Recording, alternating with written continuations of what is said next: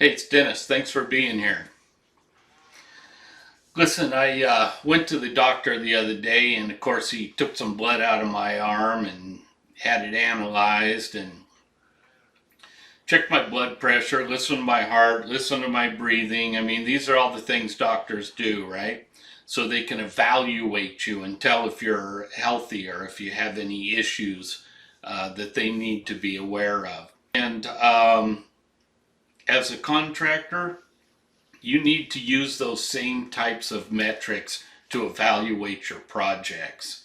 You know, it's great to track hours and it's great to track units. Those are both good indicators of what's happening on your project. But if you really want to know what's going on, you need to track actual labor dollars and where they're being spent and how they're being invested and if they're succeeding. You need to get very detailed on those numbers. But that's not what I want to talk about today. What I'd like to talk about today is the human equation, because I think that a lot of times we get so busy tracking those numbers and paying attention to them that we forget that we're dealing with human beings. It's human beings that are creating those numbers for us. Now, I haven't read or conducted any studies on this, on morale versus production, but I can tell you from personal observation over various projects that I've worked on in my lifetime that I believe that morale can affect production as much as 50%. So just think about it, a project with maybe a yeller and screamer running it, waving his arms and stamping his feet and telling everybody how stupid they are and, constantly on everybody's back. Those people are so beaten down, and all they're trying to do is get through another 8 hours so they can go home and forget about your project. And, half of them are hiding out just so they won't get yelled at or screamed at, and they're afraid to do anything because no matter what they do, it's going to be wrong. It's easy to see where that could hugely impact your production. Now, over the course of my lifetime, I've been on a number of projects where everything was hitting on all cylinders. Everybody was happy, they were working together, they got along great, they looked forward to being there, the time passed fast, and when those projects are over, those people still stay in touch and they talk about it. Man, that was, a great project. Remember that project that we did together? Man, that was a really good one. And years ago, I realized that, and I started thinking about it and kind of analyzing, how you would go about recreating that or creating that more often, more frequently, or perhaps even on every project. And it all boils down to the human equation. And if you have managers out there who are hampering your production because of the way that they're treating their people and their crews, you need to do something about that. That's where some of this training that I'm talking about comes into play, because there's a way to treat people, that is conducive to creating a better work environment and more production. Something really magical happens when you treat people like professionals. And what happens is they start acting like professionals. Now, I'm not an advocate of coddling anybody or, letting them get away with things, okay? Because I believe in holding them accountable. So I'm not talking about just being a nice guy and letting them walk all over you. If there's a problem, we're going to address that on my site. And we're going to address it quickly, and we're going to get it fixed. And I'm going to let them know, you know what? I'm going to be hard on the problem and easy on the person. And I'm going to let them know you are valuable to me. I need you here. I can't get this project done without you.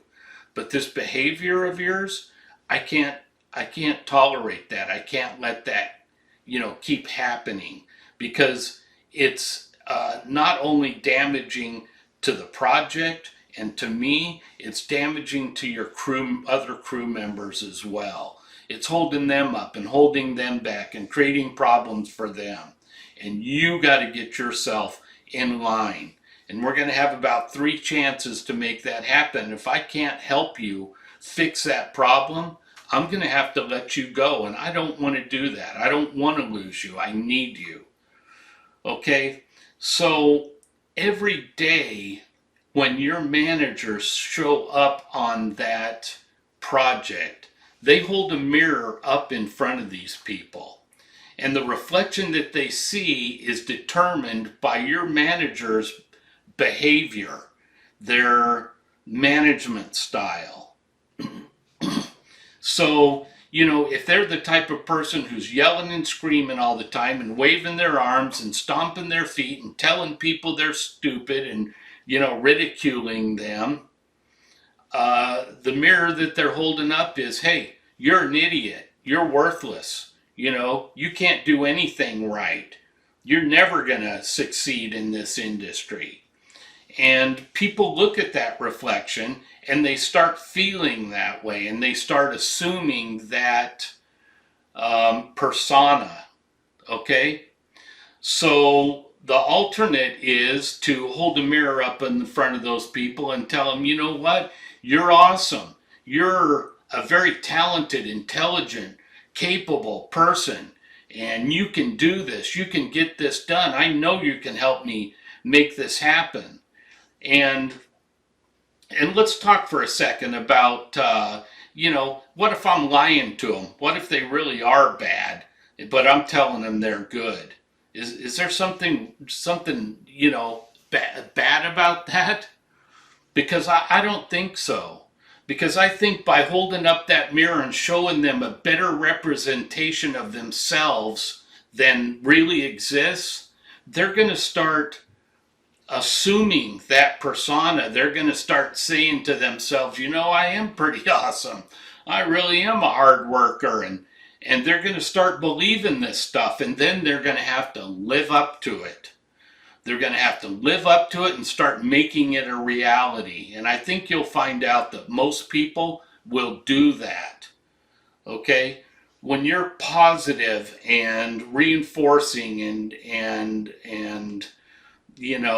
optimistic and supportive of these people, they'll start assuming that projection that you're showing them of the person that you see when you look at them and what you think they are.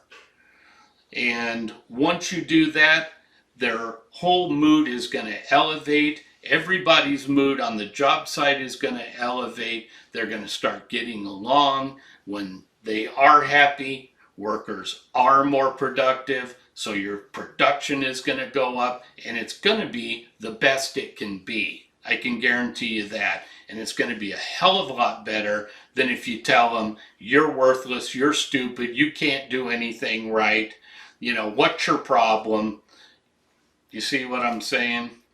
You really got to fix that in your company, because it exists. I'm telling you, it exists because I see it all the time.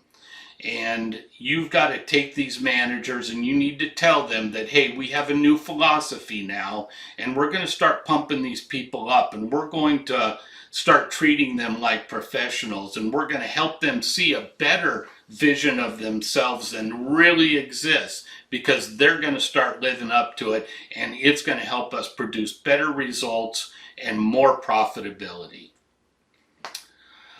Okay, that's my talk for today, and I thank you so much for showing up. I appreciate you guys.